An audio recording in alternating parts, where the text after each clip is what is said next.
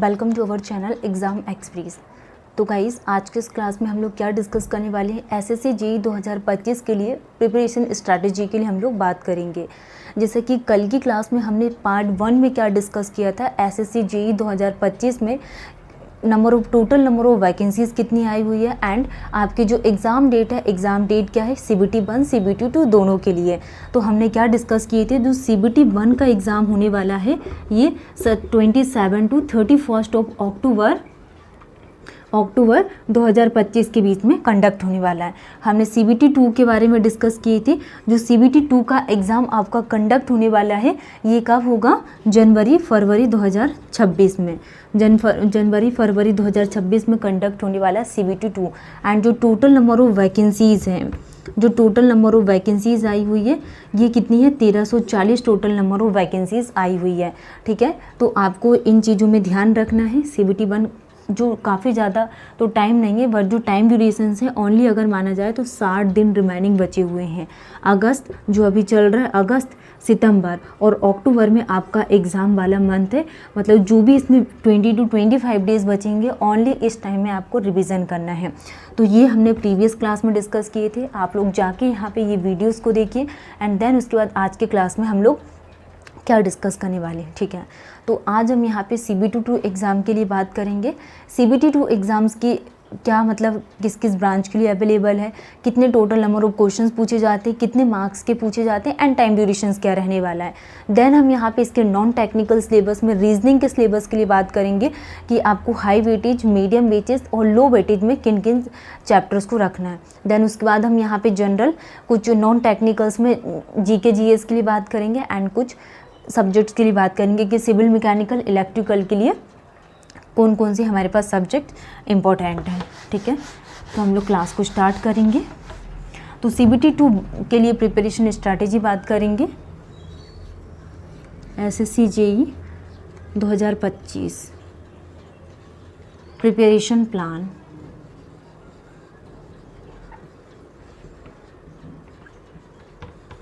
क्या आपका preparation plan होना चाहिए। तो फर्स्ट हम लोग बात करेंगे CBT 2 के लिए।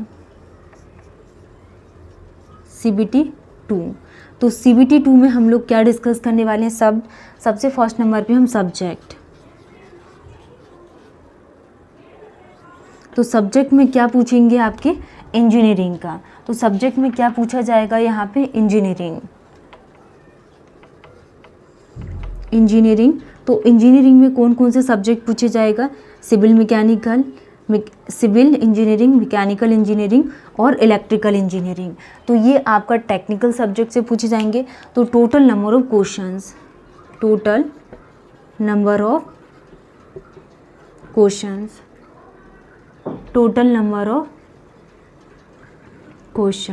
ठीक है, तो टोटल नंबर ऑफ क्वेश्चंस कितने पूछे जाते हैं इसमें, टोटल नंबर ऑफ क्वेश्चंस आपके 100 पूछे जाएंगे एंड टोटल मार्क्स कितने, टोटल मार्क्स अगर हम यहाँ पे टोटल मार्क्स के लिए बात करें तो 300 मार्क्स, कितने, 300 मार्क्स के आपके क्वेश्चंस पूछे जाएंगे। तो हमने यहाँ पे क्वेश्चंस कितने पूछे जाएंगे, 100 एंड टोटल मार्क्स कितने, 300 मार्क्स। और जो टाइम ड्यूरेशन है ये कितना टाइम ड्यूरेशन रहेगा। नेक्स्ट हम बात करेंगे इसके लिए टाइम ड्यूरेशंस के लिए। अभी हमने क्या देखा यहाँ पे कि टोटल नंबर ऑफ क्वेश्चंस कितने पूछे जाते हैं, 100, टोटल मार्क्स कितने, 300 मार्क्स। मतलब कि ईच क्वेश्चंस के लिए कितने रहेगा, 300 marks, for each questions 300 marks. तो 3 नंबर का आपका क्या होने वाला है, एक क्वेश्चंस। और जो टाइम ड्यूरेशंस रहेगा इसमें, टाइम ड्यूरेशंस कितने होने वाला है, 2 आवर्स का टाइम ड्यूरेशंस रहेगा। दैट मीन्स 120 मिनट, कितना, 120 मिनट्स बहुत कम टाइम्स होता है। तो ये हमने टाइम ड्यूरेशंस के लिए बात की है। नेक्स्ट इसमें नेगेटिव मार्किंग कितने की होती है, नेगेटिव मार्किंग 1/3 की कितनी होती, 1/3 की क्या होती है, नेगेटिव मार्किंग। तो ये CBT 2 का पैटर्न है, सब्जेक्ट और total number of questions and total marks कितने का पूछा जाएगा। नेक्स्ट हम यहाँ पे अब इसके सिलेबस के लिए बात करेंगे कि रीजनिंग का क्या सिलेबस है, GK GS का और इंजीनियरिंग का। ठीक है। अगर आप यहाँ पे कोई भी गवर्नमेंट एग्ज़ाम की तैयारी कर रहे हो तो सबसे पहले आपको सारी चीज़ें क्लियर होनी चाहिए कि क्या क्या सब्जेक्ट पूछे जाते हैं एंड कौन से इंपॉर्टेंट सब्जेक्ट हैं। नेक्स्ट हम यहाँ पे क्या डिस्कस करेंगे, नॉन टेक सिलेबस के बारे में।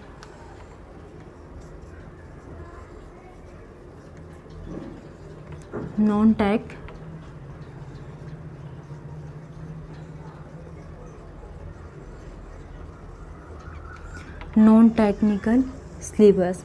तो नॉन टेक्निकल सिलेबस में हम सबसे फर्स्ट नंबर पे किसके लिए बात करेंगे, रीजनिंग के लिए।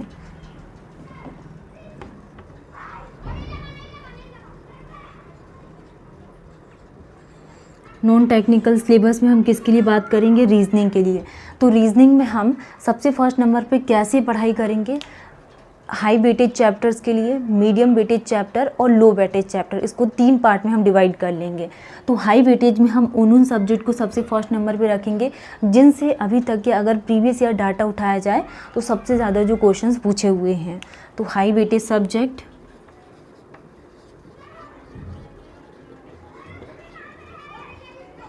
हाई वेटेज चैप्टर और medium weightage chapter, medium weightage chapter, high weightage chapter, medium weightage chapter और क्या आ जाएगा, low weightage chapter, low weightage chapter. ठीक है। तो ये हमारे पास क्या हो गई, यहाँ पे तीनों चीज़ें डिवाइड कर ली हमने रीजनिंग में कि हाई वेटेज चैप्टर्स में कौन कौन से यूनिट्स इंक्लूड होगी, मीडियम वेटेज चैप्टर में कौन कौन सी यूनिट्स को इंक्लूड करना एंड लो वेटेज के लिए। तो रीजनिंग में अगर हम बात करें तो टोटल क्वेश्चंस पूछे जाते हैं, इसमें 50 क्वेश्चंस पूछे जाएंगे और वो भी कितने मार्क्स के, 50 मार्क्स के। 50 क्वेश्चंस 50 मार्क्स के पूछे जाएंगे किसमें, रीजनिंग में। तो हम हाई प्रायोरिटी में सबसे फर्स्ट नंबर पे किसके रखेंगे, एनालॉजी और सिमिलरिटी को। फर्स्ट क्या आ जाएगा, एनालॉजी एंड सिमिलरिटी। सबसे फर्स्ट नंबर पे हम किसको रखेंगे, analogies and similarities,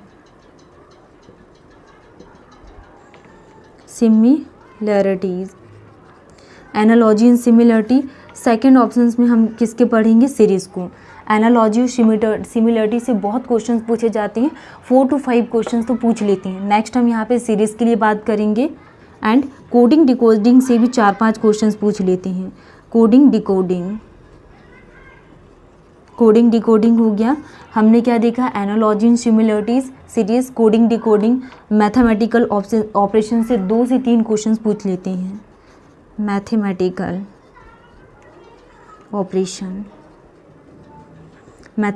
operations, figure based, mathematical operation हो गया। नेक्स्ट हम मैथमेटिकल के बाद फिगर बेस्ड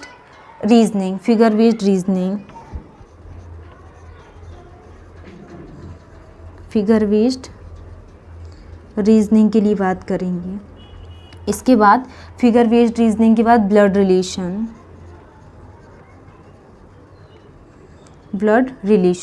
तो हमने हाई वेटेज चैप्टर्स में क्या देखा, analogy and similarity. Second number पे हमें सीरीज़ के बारे में बात करना। ओनली सीरीज़ से 8 to 10 क्वेश्चंस पूछ लेते हैं। ठीक है। कोडिंग डिकोडिंग से 4 to 5 क्वेश्चंस पूछते हैं। मैथमेटिकल ऑपरेशन से 3 से 4 क्वेश्चंस बनते हैं एंड फिगर बेस्ड रीजनिंग से 2 क्वेश्चंस, ब्लड रिलेशन से भी 2 क्वेश्चंस पूछे जाते हैं। नेक्स्ट मीडियम वेटेज में हमने किन किन सब्जेक्ट को प्रायोरिटी में रखा, डायरेक्शन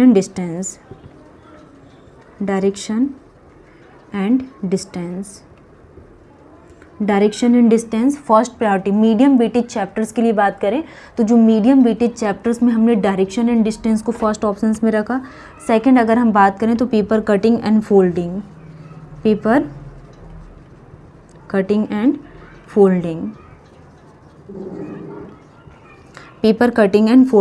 तो हमने फर्स्ट प्रायोरिटी में direction and distance, paper cutting and folding, mirror image, office seating and ranking arrangement. Third में हमने क्या रखा, mirror image, sitting arrangement. Fourth क्या आ जाएगा, सिटिंग अरेंजमेंट एंड रैंकिंग।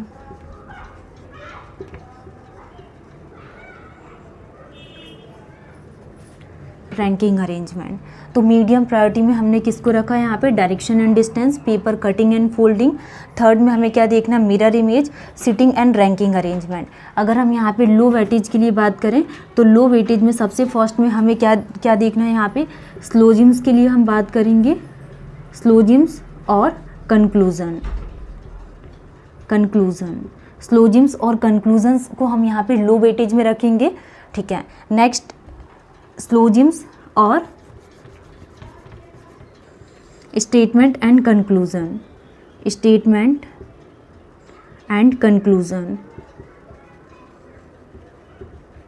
तो हमने यहाँ पे लो वेटेज चैप्टर्स में क्या देखा, स्लोजिम्स, एंड सेकंड में हमने स्टेटमेंट एंड कंक्लूजन्स के लिए बात की है, एंड थर्ड हम बात करेंगे किसके लिए, बर्ड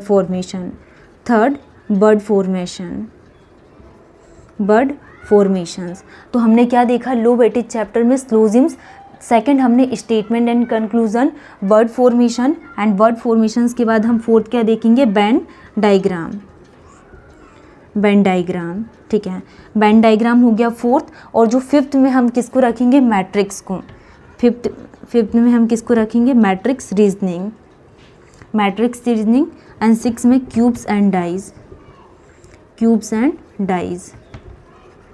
एंड 7 नंबर पे क्लासिफिकेशन, ठीक है।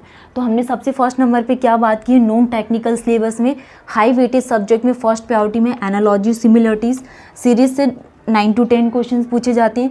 कोडिंग डिकोडिंग से 4 to 5, मैथमेटिकल ऑपरेशंस हो गया, and figure based reasoning, blood relations हो गया। और मीडियम वेटेज चैप्टर्स में हमने direction distance, paper cutting and folding, mirror image, sitting and ranking arrangement. Next low weightage chapters में हमें क्या रखना है, जैसे स्लोजिम्स है, statement and conclusion, bird formations, Ben diagram, matrix reasoning, cubes and dice और क्लासिफिकेशंस को। तो ये हमने इसको 3 पार्ट में डिवाइडेड कर लिया। टोटल जो यहाँ से क्वेश्चंस पूछे जाएंगे 50 क्वेश्चंस बनते हैं, ठीक है। और अगर आप टेक्निकल वाली स्टूडेंट हैं तो आप रीजनिंग में 45 to 50 आराम से स्कोर कर सकते हो।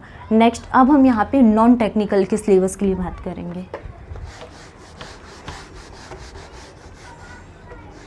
नॉन टेक्निकल मतलब कि जनरल नॉलेज, जनरल अवेयरनेस।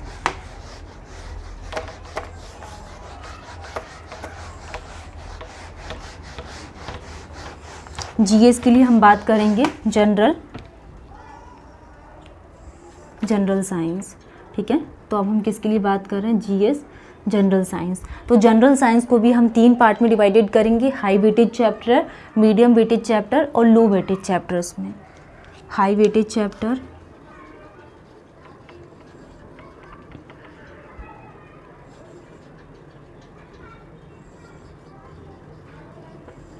और मीडियम वेटेज चैप्टर।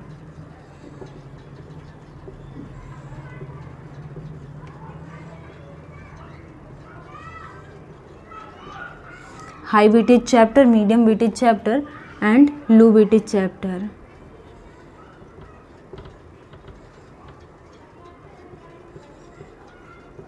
ठीक है, तो हमने 3 पार्ट में जीएस को डिवाइडेड कर दिए, जनरल साइंस को हाई, मीडियम एंड लो। तो हमें हाई वेटेज में किन किन सब्जेक्ट को फर्स्ट प्रायोरिटी में रखना एंड मीडियम और लो के लिए। तो अगर हम यहाँ पे हाई के लिए बात करें तो सबसे फर्स्ट नंबर पे हम बात करेंगे किसके लिए, जीएस के लिए। फर्स्ट जनरल साइंस के लिए हम बात करेंगे। तो जनरल साइंस आपको सबसे फर्स्ट नंबर पढ़ना है, क्योंकि जनरल साइंस से फिजिक्स भी पूछी जाती है, फिजिक्स, केमिस्ट्री और क्या आ जाएगा, बायोलॉजी। फिजिक्स, केमिस्ट्री और बायोलॉजी तीनों ही सब्जेक्ट इसमें इंक्लूड हो जाते हैं किसमें, जनरल साइंस में। तो हम नॉन टेक्निकल सिलेबस के लिए अगर हम बात करें तो जो हाई वेटेज चैप्टर्स में क्या आ जाएगा, जनरल साइंस, फिजिक्स, केमिस्ट्री और बायोलॉजी तीनों ही सब्जेक्ट को इंक्लूड कर देंगे। नेक्स्ट सेकंड जनरल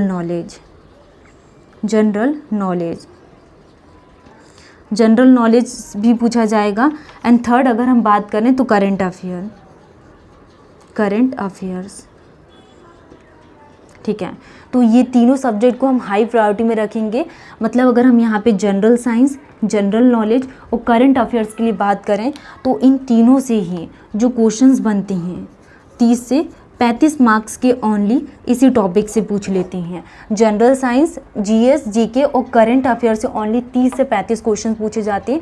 मतलब अगर आप इन सब्जेक्ट में ज़्यादा फोकस भी नहीं करोगे और ये आपका अच्छे से मतलब कंप्लीट है तो आप इजीली यहाँ पे 30 to 35 यहाँ से स्कोर कर सकते हैं। नेक्स्ट मीडियम वेटेज में हमें क्या क्या सब्जेक्ट पढ़ना है, जियोग्राफी,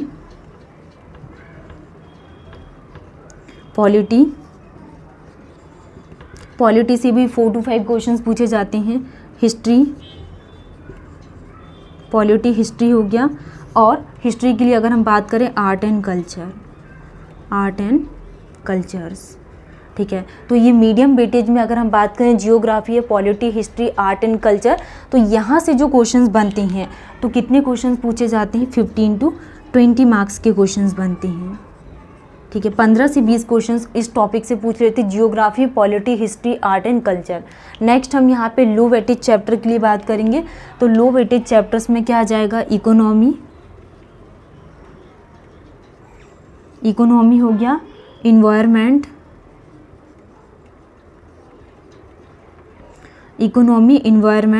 एंड थर्ड टेक्नोलॉजी।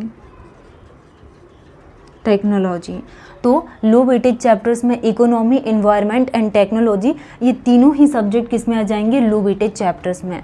तो लो वेटेज चैप्टर्स में फर्स्ट 1 से 2 आपको क्वेश्चन देखने को मिलेंगे एग्जाम में। तो ये हमारा था जनरल साइंस का, मतलब कि जनरल साइंस में हमें हाई वेटेज में हमको जीएस में ज़्यादा फोकस करना है, जीके में और करंट अफेयर्स में। मीडिया में हमको जियोग्राफी, पॉलिटी, हिस्ट्री और आर्ट एंड कल्चर्स 15 से 20 क्वेश्चन पूछे जाते हैं ओनली इससे। और लो वेटेज में economy, environment and technology. Next हम यहाँ पे टेक्निकल सिलेबस के लिए बात करेंगे।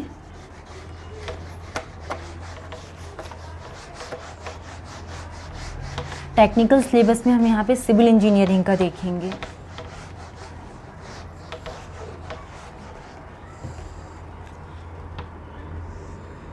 सिविल इंजीनियरिंग नॉन टेक्निक, अब हमें सिर्फ टेक्निकल सिलेबस के लिए बात करेंगे और टेक्निकल सिलेबस में भी civil engineering,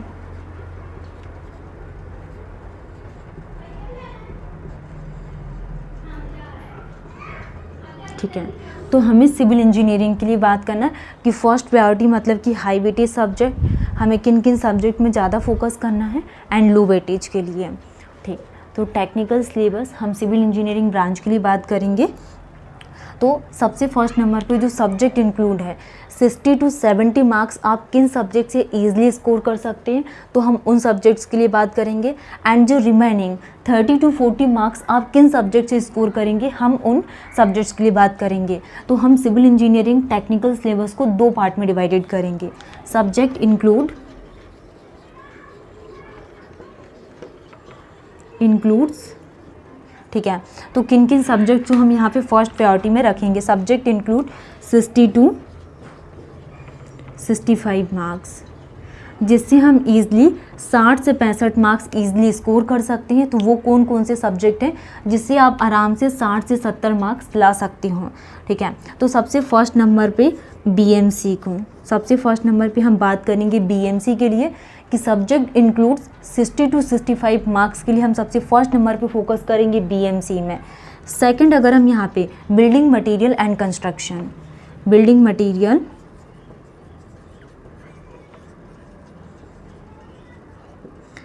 material and construction, ठीक है। Building material and construction BMC. Next अगर हम यहाँ पे सेकंड सब्जेक्ट के लिए बात करें, बीएमसी के बाद हमें कौन सा सब्जेक्ट पढ़ना है, QSC, estimation and costing.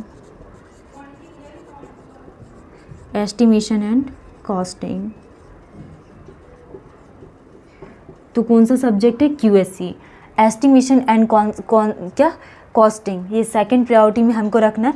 And third जैसे कि इन्वायरमेंट सब्जेक्ट से भी अच्छे खासे क्वेश्चंस पूछे जाते हैं। तो सेकंड नंबर पे हमको क्या पढ़ना है, थर्ड सर्वेइंग, जो अभी हम पढ़ रहे हैं। सर्वेइंग में हमारा टेक्नोमेट्रिक टॉपिक चल रहा है। तो बिल्डिंग मटेरियल एंड कंस्ट्रक्शन से एक ही सब्जेक्ट से 18 से 20 क्वेश्चंस पूछ लेते हैं।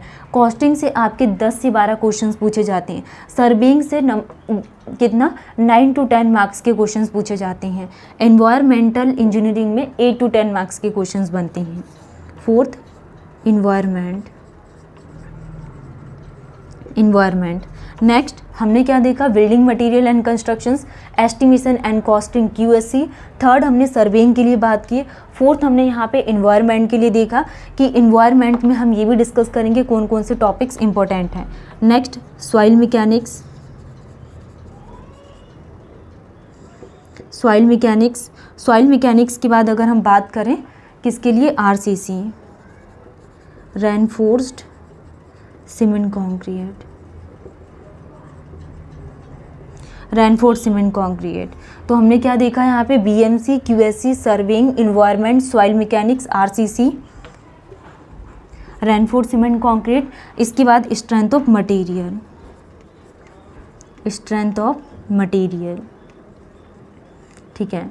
तो सोम सब्जेक्ट क्या देखा हमने यहाँ पे, strength of material Som.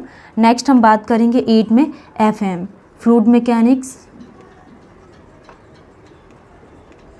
Fluid mechanics और hydraulic machine, open channel flow, open channel flow, ठीक है। तो ये तीनों सब्जेक्ट हो गए हमने। जो 7-8 सब्जेक्ट है, इससे 8 सब्जेक्ट से ईजिली आप 60 से 70 मार्क्स ईजिली टेक्निकल में स्कोर कर सकते हो। और SSC JEE के लिए अगर हम बात करें तो 100 क्वेश्चंस पूछे जाते हैं, और जो 100 क्वेश्चंस में के अगर आप 60 से 70 अगर आप स्कोर कर रहे हो तो ये बहुत अच्छी बात है। आपको सबसे फर्स्ट नंबर पे BMC बहुत अच्छे से पढ़ना है, QSC, surveying, environment, soil mechanics, RCC, सोम, फ्लूइड मैकेनिक्स, FM। नेक्स्ट अगर हम यहाँ पे टेक्निकल सब्जेक्ट के लिए बात करें कि सब्जेक्ट इंक्लूड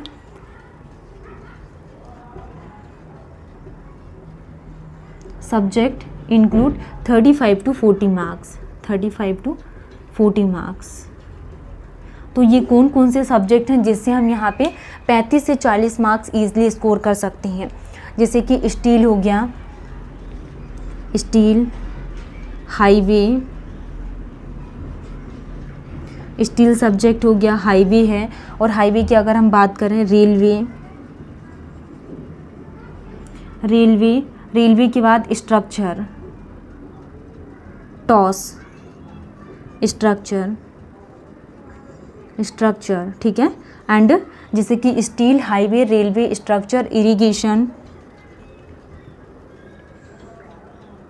इरिगेशंस के लिए बात अगर हम इसके बाद बात करें हाइड्रोलॉजी, हाइड्रोलॉजी से ओनली कितने 1 to 2 क्वेश्चंस पूछे जाते हैं। इसके बाद हम कंस्ट्रक्शन टेक्नोलॉजी,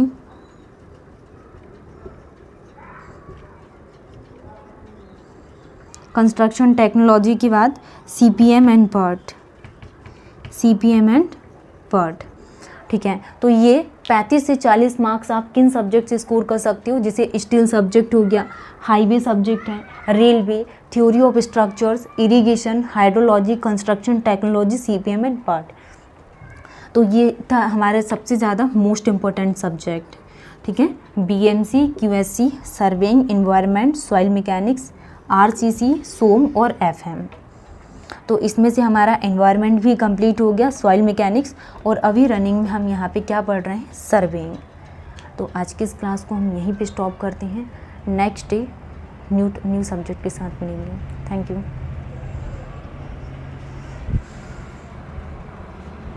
हम क्लास को स्टार्ट करने से पहले एक ये भी डिस्कस कर लेते हैं कि जो रेगुलर स्टूडेंट्स हैं एंड जो न्यू स्टूडेंट्स हैं उन लोगों के लिए क्या प्रिपरेशंस प्लान होना चाहिए, प्रिपरेशन स्ट्रेटजीज़। रेगुलर स्टूडेंट्स और जो न्यू स्टूडेंट्स हैं, काफ़ी बच्चों का ये डाउट है। हमने सिलेबस के बारे में तो डिस्कस कर लिए, अब हम यहाँ पे कुछ प्रिपरेशन स्ट्रेटजी के लिए बात करेंगे।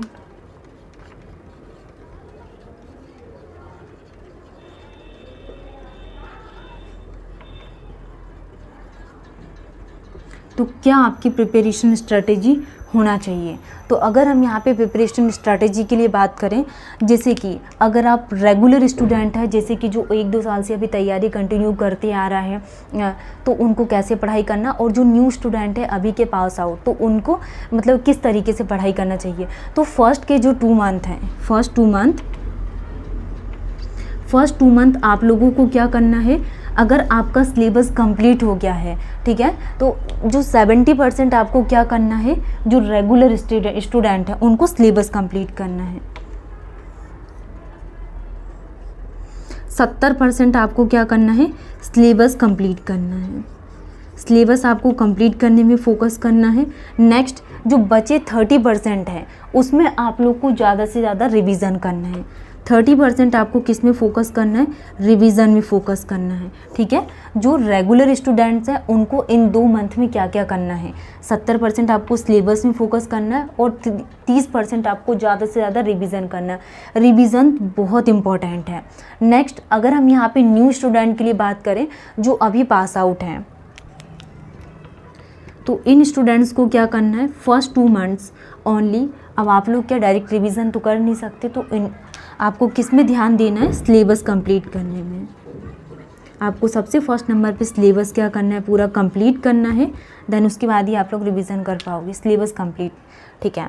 नेक्स्ट फिर जो नेक्स्ट 2 मंथ बचेंगे, नेक्स्ट 2 मंथ में क्या करना है, नेक्स्ट 2 मंथ में आपको 40% क्या है, सिलेबस कंप्लीट में ध्यान देना है। 40% सिलेबस कंप्लीट करने पे ध्यान देना है। जो भी पढ़ लिए, जितना भी पढ़ लिए, वहीं पे स्टॉप करके आपको क्या करना है, रिवीजन करना है जो भी आपने पढ़ चुके हैं। और बचे 60% आपको रिवीजन में ध्यान देना है। ज़्यादा से ज़्यादा किस में ध्यान देना है, रिवीजन में। नेक्स्ट न्यू स्टूडेंट के लिए बात करें तो जो नेक्स्ट 2 मंथ बचेंगे आपके लिए, तो 70% आपको सिलेबस कंप्लीट में ध्यान देना है। नेक्स्ट 2 मंथ, नेक्स्ट 2 मंथ में आप लोग को किस में ध्यान देना है, 70% आपको सिलेबस में ही ध्यान देना है। सिलेबस कंप्लीट करना है और बच्चे रिमेनिंग 30% आपको क्या करना है, रिवीजन करना है।